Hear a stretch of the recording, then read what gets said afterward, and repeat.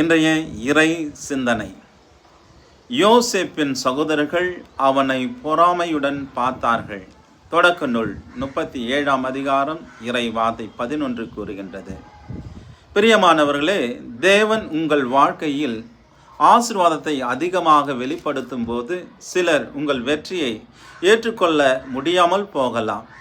நீங்கள் பதவி உயர்வு பெறும்போது, உங்கள் தொழில் வளர்ச்சி பெறும்போது, உங்கள் வாழ்க்கையில் நல்ல மாற்றம் ஏற்படும் போது, அதாவது உங்கள் ஒளி பிரகாசமாக ஒளிரத் தொடங்கும் போது பொறாமை, எரிச்சல், விமர்சனம், குற்றச்சாட்டு போன்றவை எழலாம்.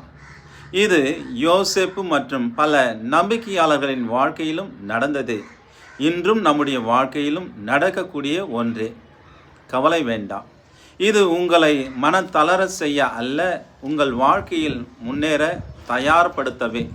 பிறரின் அங்கீகாரத்தை விட தேவனின் அங்கீகாரம் போதுமானது. எல்லா சூழ்நிலையிலும் அவரை மகிமைப்படுத்துங்கள். அவர் அனைத்தையும் பார்த்து கொள்வார். நம்பிக்கையோடு ஜெபிப்போம். ஆண்டவரே, எங்கள் வாழ்க்கையில் உமது ஆசீர்வாதத்தையும் கிருபையும் தந்தமைக்காக நன்றி. உமது அங்கீகாரத்தில் அமைதியாய் முன்னேற உதவி அருளும். இயேசுவின் நாமத்தில் ஜெபிக்கின்றோம் எங்கள் நல்ல பிதாவே. ஆமேன், ஆமேன்.